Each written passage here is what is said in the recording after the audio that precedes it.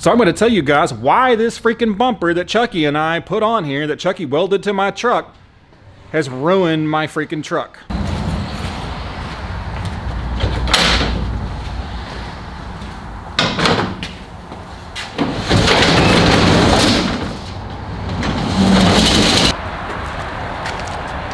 So I haven't started the old service truck in probably 2 or 3 weeks.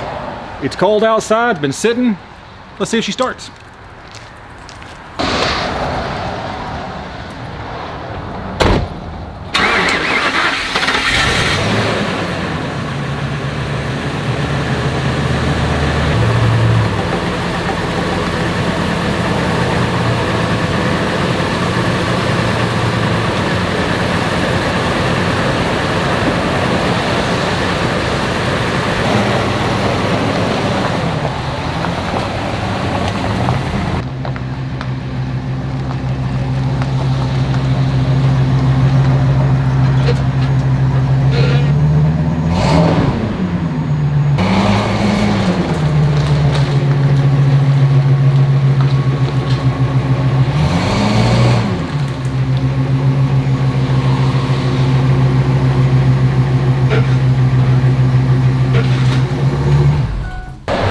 So those of you that aren't familiar with this truck, this is a 2003 Ford F350 cabin chassis truck with a service bed on the side.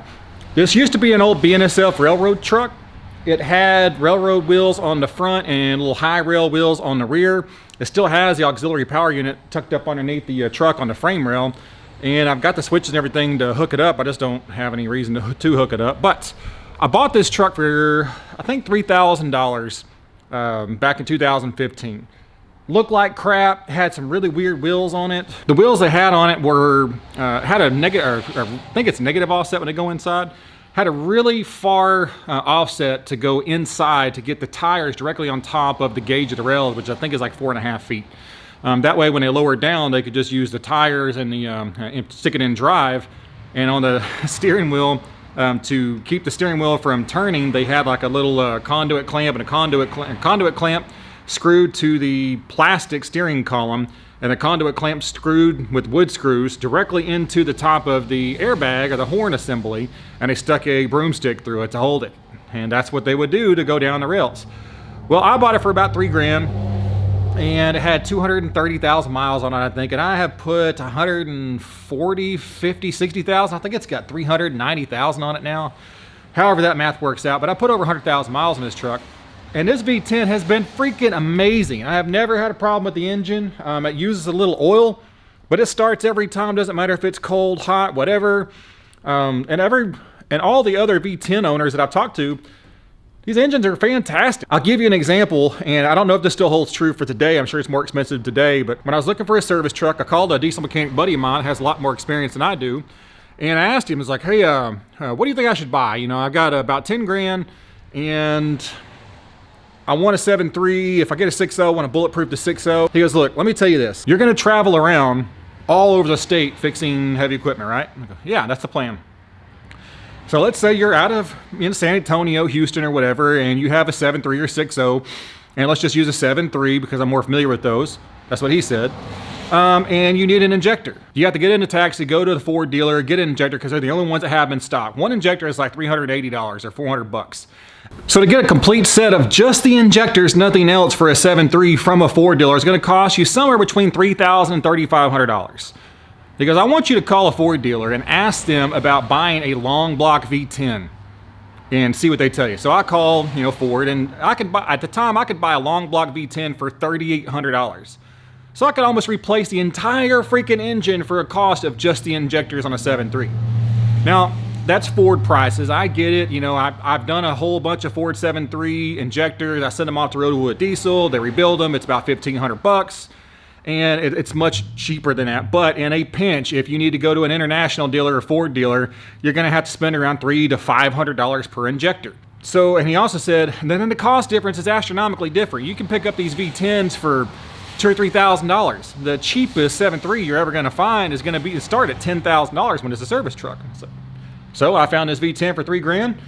And the only thing that's ever gone wrong with this truck is I've had to clean the throttle body. I've had to put a fuel pump in it, alternator and battery, but I've never had to do anything internal to the engine.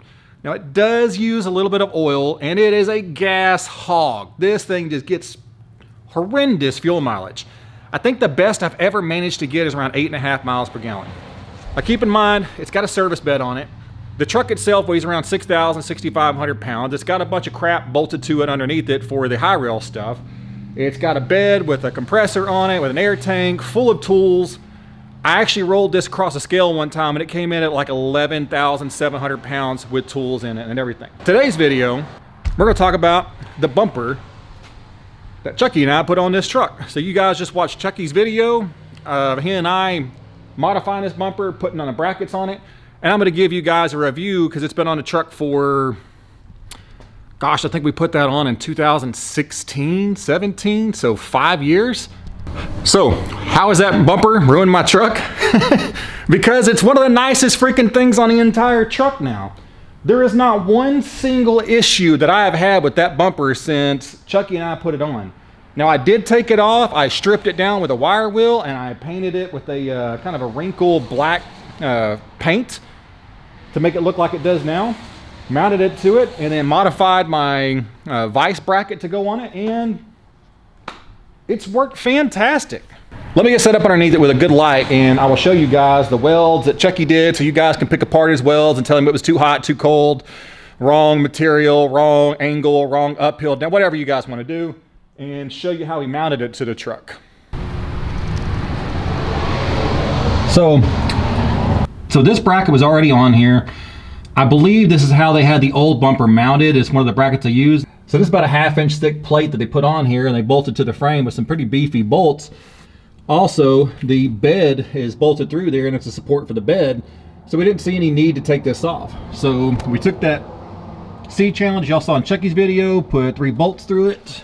And on the back side, now I did have to pull these bolts back out because they gotten loose, and no matter what I put on them, Loctite, Ugga-Duggas or anything, I didn't want to weld them because anytime you weld a bolt, it ends up messing it up and then they just end up spinning anyway.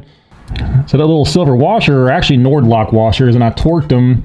I forget what the specs are in the Nord-Lock washers for that size, but I actually torqued them to what the tensile strength of the bolt is and checked the specs of the Nord-Locks, and I've never had to come back underneath here and adjust them, tighten them, or anything. But as you guys can see, I mean, this bumper is absolutely...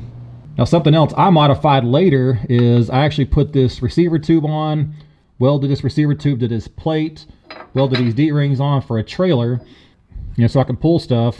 And I did that because the original bumper just had a ball on it, I think. I can't remember. It's been a couple years ago. Now, as you can tell, I didn't paint it 100% well. You can tell right in there where I actually missed a spot. And if I get the camera to focus, you can see old Chucky Ducky's weld right there. Now, I don't think that's a perfectly fine weld. Come up here, and it's kind of hard to see because the paint, but here's when I welded on D-rings. Got a little rust on them. So you can admire my handiwork. I'm like Red Green. If you can't make it precise, make it adjustable. So I actually cut this out very precise, slid the tube in there, and then the tube was off to one side, so I had to take it back off. That's my handy dandy fabric cobbling technique. And if you look over here, that's the vise mount that was on the old bumper, the rickety ass bumper, and all I did was cut off that angle and re-weld it on there and then bolt it down. Don't hit my camera. Apparently Cap wants to be in the video. So I mounted this vise, and this is the vise that I was talking about in Chucky's video.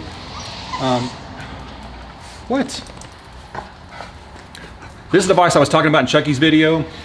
I had this vise on my service truck, and if you guys are ever going to get into the mobile field or mobile mechanic service or any kind of truck that's going to have a vise on it, every single time you leave your vise, you've got to tighten it, because if you don't, these jaws, I mean, for one, vices were really not meant to be on anything that vibrates and runs down the road. It's terrible on them.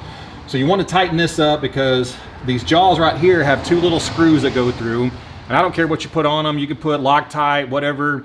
You can't fit Nord-Locks in there because I tried, and they'll rattle loose. Also, the lead screw that's in here on the back will end up rattling loose, and you end up having just a huge amount of problems. So When I got this truck back from the guy that I had hired to work for me back in 2015-16,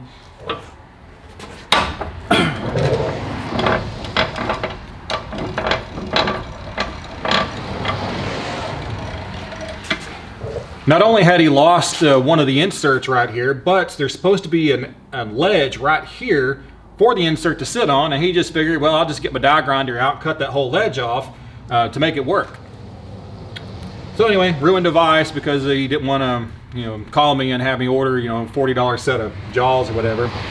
But I had to take this vise apart. The lead screw, the nut that's in the back, it's like a little stand, and I had to drill that out, put a larger bolt in it, put Nord locks on that. I actually need to take this back apart and lube it and grease it. It's one of the follies of being on it being on a service truck. You get dirt and grime and everything on it. But other than that, it's been an okay vise, and it spins and moves and everything. Now, we had these D-rings, and I've actually used these D-rings, and it's funny because in Chucky's video, he talks about getting pulled out by D6 Caterpillar, and I have been pulled out by a D6 Caterpillar, by a D8 Caterpillar, by a wheel loader, by an excavator, just because trying to get back into where the equipment is. I'm not even really off-roading. The truck is a four-wheel drive, but it's heavy, and it's just not an off-road, it's not an off-road capable truck. So just going on just normal semi-compacted roads when there's any kind of mud or slick, this thing will just slide off in a ditch and start spinning tires. But when you got a huge piece of equipment, it can pick up the whole truck and not even think twice about it. But the D-rings have worked out perfect. Now I do wish we would have mounted these a little bit higher because it just tends to sit on there, and it doesn't cause a problem or anything. But just the way it looks, should have put it up just a little bit. The D-ring hold down is actually welded to another 1/2-inch plate, and the 1/2-inch plate is welded to this, and that was a deal Chucky came up with. But that's the whole bumper. I'll give you guys a little tour of the truck. A lot of you guys have been asking if I'm going to do another tour of my truck. Now keep in mind, I have not been using this truck for mobile repair in a little while. I still get the occasional call out, maybe once a month, maybe once every other month, but I don't really advertise that I do it anymore. And it's just because this last year, I haven't felt like doing it, and I've had a whole bunch of other crazy crap go on. So I'll give you guys a real quick tour. Now I do wish, the only drawback to this whole bumper is that it makes my front bumper look like just total dog crap. I hate the front bumper on this truck. The guys modified it to fit the high rail wheel and put these huge goofy brackets on it, and let me show you guys that real quick. So as you can see, this is just a stock Ford bumper that they cut here, bolted this bracket to the frame right here, and bolted this bracket. Now I actually put this bar right here to protect the power steering cooler and the bottom of the radiator, because I hit a hog one night and I ended up having to pull a whole bunch of hog pieces out of the bottom of the radiator, and I figured, you know what, if I just put that guard right there, then that's where the hog will hit. Also, this huge dent right here, if you can tell how deep it is, but that's about a dent in about 6 inches, was from hitting a deer about 70 miles an hour. Didn't do that much damage to the truck, but it literally popped all the insides out of the back side of that deer. It was weird. Like the deer was laying in the road, and then all of the intestines and everything and heart and lungs were just popped out. Every time I hit an animal, I always try to pull over and stop and make sure it's not suffering. If I can put it out of its misery, I will. The freaking bumper needs to be replaced, and it's been needed to be replaced for a long time, but I just haven't spent any money on it. Eventually I'll either replace it with a factory Ford bumper and paint it black, or buy a bumper or something, but we'll see. The little aux beam lights I got years and years ago, they still work just fine. But the freaking lens, it just, no matter what I do, it just ends up turning yellow, and now it's completely ruined. Now this side is fine somehow, but this side is messed up. I have experimented with aftermarket headlights on these trucks. This had the work truck headlights, the little square glass ones that are inside, and I didn't like them. At the time, my wife, or my ex-wife, ended up talking to me into getting these really craptastic LED projector halos, whatever. They look great brand new, but they instantly got water inside of them and looked terrible, so I just went back with factory non-work truck lights. I've got my Anderson plug on the front. Pop that out, plug your jumper cables into it, and you can jump start equipment. And now I'll go show you the rest of the truck. So when I first got this truck, there was no air compressor on it at all. So the only thing I could afford was a broken, used, old Ingersoll ran compressor. that was mounted to this air tank. So I actually cut the compressor off because I could have put it on here, but it would have made my truck like 9 feet tall. I cut the compressor section and the engine section off, mounted it here, and then ran this, you know, supply hose to it. And of course, you got to have the old airplane, mount on the side. I actually wanted to make this thing look like a bomb, but I don't have enough room. If I made a tailpiece for it like that, then I wouldn't have room for my hose reel. And I could spend some time again doing it, but I just never wanted to. Got this hose reel years and years ago. It's been an okay hose reel at best. It's worked and it's held up. I actually had to replace this fitting because the Goodyear air hose reels, this is a really craptastic fitting on here, so just upgrade that. Now, luckily, VMAX sent me this compressor to put in videos and mount, and they were actually sponsored mine for a while, and the VMAX has been awesome. Now, one crazy thing about this VMAX is it's a 30 CFM at 150 PSI air compressor. So I don't actually need that air tank. I like having the air tank because I can start this compressor up, I've got a little reserve, and I can shut the engine down and just, use the actual air in a tank. This thing has been a freaking beast. I haven't had any problems with it at all, other than putting a battery in it, and a couple of batteries worked out really well. And it's been a fantastic addition. All the VMAX stuff, if you guys aren't familiar with them, check them out. They're awesome. Now, something else I get asked about all the freaking time are these steps. These steps are amazingly handy. I love these things. I'll show you one of the main features why I like to step on this side. It's due to the fact that the key to start this compressor is on the other side. Now, I did that on purpose because I didn't want the control panel being on this side. I like the cover being on here where you can see the VMAX logo, and I'm tall, so whenever I go to start it, I can put my hand over here, grab the key, hit it, and I can also hit the choke from this side. So you kind of have to bear hug it a little bit, but I got long enough arms to do it. So the steps have been very, very handy, and for those of y'all that are curious, because I get asked this every single time, the brand is Eberhard. Now this Eberhard just makes the actual step. This is just a piece of angle iron that's bolted up underneath here. There's a bolt here holding it. I think there's a bolt running through here holding this guy. You can find these on the back of fire trucks, on the back of ambulances, any kind of utility truck that you have to climb up in the back. Now, another neat feature of this truck that I have absolutely never used in my entire life is this guy. It's got this pull down. I've never pulled this thing down. It's got this little pull down right here, and on the back it's got a square tube that comes out to where you can actually hold a piece of a material. That way, you can take some like oversized piece of pipe or anything that won't fit in a bed. I've absolutely yet to use that. I actually threw this piece away. I got tired of carrying it around with me. The rear lights on here are aux beam, and I believe this one works. I need to replace those, and they got in yellow tint. That's the problem with these cheap, Chinese or Chinesium grade lights, is they get yellow dingy and they don't work after a while. Now the two on the front work fine, and that one works okay. And I have it actually wired up to where whenever I put it in reverse, those lights come on and my reverse lights come on. It gives you plenty of light, as well as I used to have a backup camera that I loved.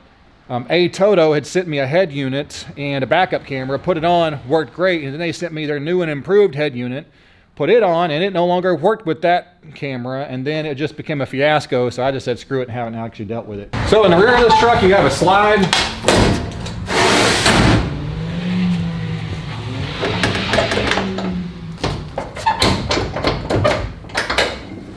And it's a mess right now. I think I welded this. I welded this piece of angle iron on here so all my jack stands will fit right there. I have a jack that fits right in here, and I welded that bolt to it because the floor jack actually fits right on top of that. You just slide it in here. I got it to fit pretty tight, so you got to make sure this wheel is like that. And it just slides in there. I don't see any reason to actually put a hole down in it or anything. But all my floor jacks are up there. The jack handle goes behind the side, and I have a large pipe wrench, and I used to have a high lift jack back there. I don't know what happened to it. I used to have a diamond plate toolbox that set right here. I'm a small one, and that's what I put my fuel cans in, and it worked out pretty well, but it took up so much space and ended up getting so much crap packed behind the truck that it made it not valuable to me, or not it made it not really a good setup to leave it in there, so I pulled it out. I need to go through this truck and get everything cleaned up and set up and organized. Also back here, I've got this air blower that I built. This is just some 1/2-inch PEX tube, little brass valve and an air fitting. This guy works really, really well to clean out radiators, clean out air exchangers, radiators, clean the inside of cabs out. I like it because it's long enough to where I can hold it here and the air nozzle's there. And for some reason I have a second one. I think that's Justin's. But I really love that setup, other than the fact that if you guys try to use that setup with your normal compressor on your truck, you're not going to be able to use it because it consumes a lot of air. Luckily that VMAC can actually put up with it. I'll give you guys a sneak peek on the interior. I actually got some problems with the interior. The whole damn truck's got problems with it. Fortunately for me, when I had this truck parked in San Antonio Airport, I flew back home years ago. Flew back home. When I came out, somebody tried to steal my truck and they broke off the entire lock assembly and still didn't manage to get into the truck. And of course I bought the part, but I've never actually felt the necessity to fix it. So the interior of the truck, it's pretty clean for a 400,000 mile work truck. Most amazing thing is that seat over there is not all torn up. Just normal dash setup. I had the panel missing from underneath there because anytime I go somewhere, I don't want somebody stealing my truck. I pull a fuse out for the ECM, or the PCM rather. That way the truck doesn't start, it just sits there and cranks. The panel's actually sitting behind here. Got the old automatic cup flipper over. Of course, you know, it's broke. They're always broke. The upfitter switches down here, all the switches work. They're for the lights in the front, lights in the rear, and I forget what the other one's for. Now this little guy, I had installed this, set it up, and then the employee that I had decided that the 10 amp fuse that was wired in line with this thing was causing too much of an amp draw resistance, and that's how come he couldn't charge his phone faster. So he decided to wire it directly, or wire past the fuse, and when he did, he ended up shorting it out, so now this thing's junk. You know, it's a manual 4-wheel drive. It's got the manual lock-in hubs. I like that. I don't like the vacuum crap in it. The deal I was talking about on the steering wheel, if you guys can tell, this is where they just had the conduit clamp screwed in here, and they would stick a board in there. I had a piece of a broomstick that was sticking in here. And of course, work trucks have vinyl floors, which I love. Now, the things I don't love is I've got the panel taken off that door. The cable broke on that side, and my dumb self decided to clip the end of the cable off, thinking I just had to buy a new assembly. The new assemblies are like $175 each. So that's $350 something in order to get the rear of the truck open. And it actually makes it harder for people to get into the truck, so when I put stuff in the back seat, they can't just open the back doors and unlock it. Now, another really cool feature of this truck are the tool drawers. These drawers slide out to about 3 or 4 feet, and you can stick a lot of stuff in it.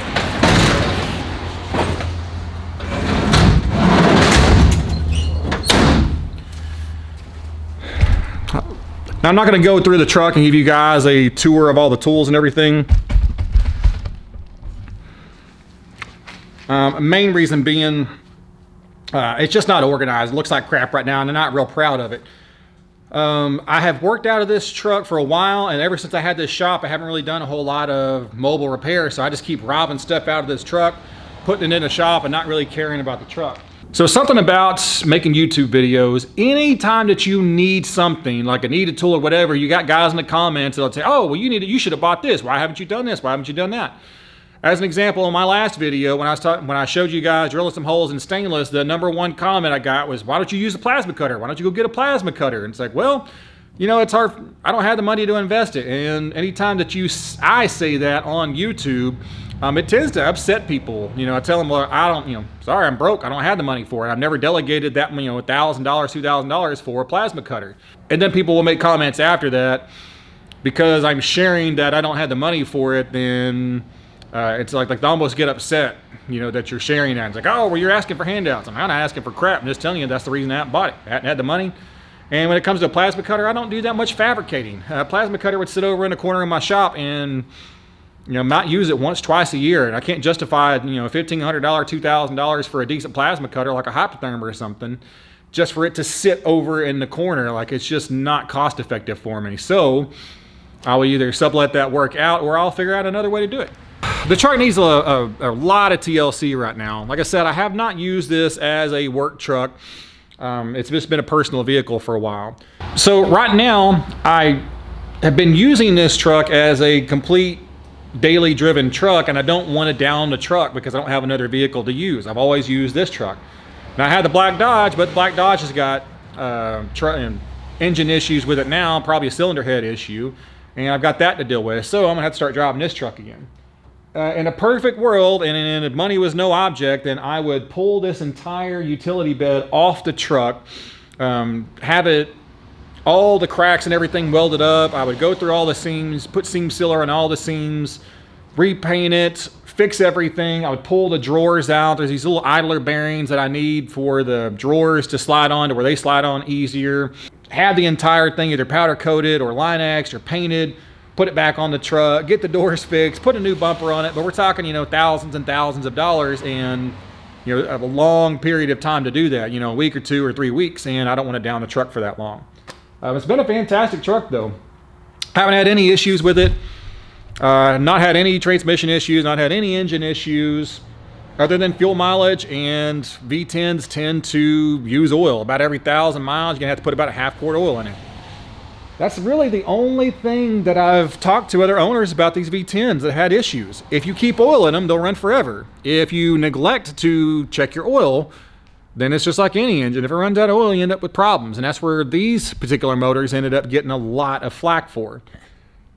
Also, I've had guys tell me that, you know, V10s, these 03 Triton motors, they just blow spark plugs out the head and everything.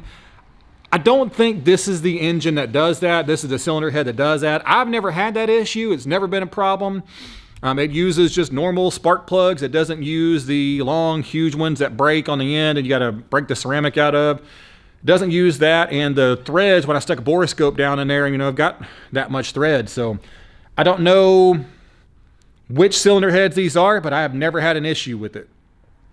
And it's worked fine for me. I highly suggest you guys that are thinking about getting a Super Duty truck or Super Duty whatever, you need something to tow, really consider a V10. It's not going to win you any popularity prizes. It's got plenty of power to do what it's supposed to do. It's not going to be, you're not going to be able to throw a tuner on it and add 150 horsepower and go win any drag races, but it'll get you to where it needs to go just perfectly fine. And if you factor in all the maintenance costs with a Ford 7.3 or a 6.0 as a counterpart, the maintenance costs on those diesel engines will far exceed the added fuel mileage than these engines. As an example, right now on a 7.3, you need 4.5 gallons of oil. Well, 4.5 gallons of Rotella T6, if you can find the stuff, the full synthetic, is around $200 right now. $175, $200 just for the freaking oil. You don't believe me? Look it up. I mean, it's like, I want to say they're selling for $60 a gallon right now, or some crazy number like that, $55, $60. So a 7.3 oil change is going to run you around $150 to $200 depending on what kind of oil you end up using. This one holds, I think, 5.5, 6 quarts. An oil change and oil filter is going to cost you around $40. It uses 5W20. You can find this stuff anywhere. Also on a 7.3, if your ICP sensor goes out, well, for a good quality ICP sensor is going to be around $135, $140. And the most expensive sensor on a V10, I think, is like $25 or $20, and that's from Ford. They make fantastic engines. It just depends on what you're after. If you're looking for that horsepower and modifying things and all that, well, one, you probably shouldn't use a 7.3 anyway. But two, go down the diesel road and try that. 7.3s work great. You can throw a little more horsepower at them, but they start falling apart around 450, 500 horsepower. Some guys have had, 700, 800 horsepower out of them just fine, no problems. But the majority of the customers I've talked to and people I've talked to with them have absolutely had issues with the 7.3 right around 450 horsepower. And it starts trashing engines, trashing other things, and having just issue after issue. And all in all, it's been a great investment. I have made a lot of money with this truck. It's been a great truck. I don't think I'll ever get rid of this truck. I just need to invest some time and some money into it and actually, kind of rebuild the truck and keep it.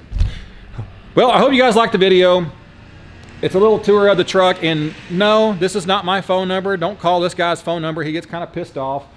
I had to change his phone number a long time ago when viewers like you blew up my phone one day. Chucky made a video at the first Good to Land Fest, and the morning Chucky put that video up at 8 a.m., by 11 o'clock, I had like 16 phone calls and like 20 or 30 text messages, so I changed my phone number. So that's not it. But that's the service truck and the bumper. Hope you guys liked the video. Hit the like button, hit the subscribe button. If you've owned a V10, please tell me your story about a V10, whether it's a horror story, whether it's a great story, longevity, whatever. Let me know. A lot of RV motorhomes use V10s, and they have had tremendous success with them. Run all over the country, not had a single problem out of them. Internally on the engine, some of the electrical stuff tends to be kind of squirrely, but not in my case. I've had really good luck with it. Hope you liked the video. Hit the like button, hit the subscribe button, and get out and fix it.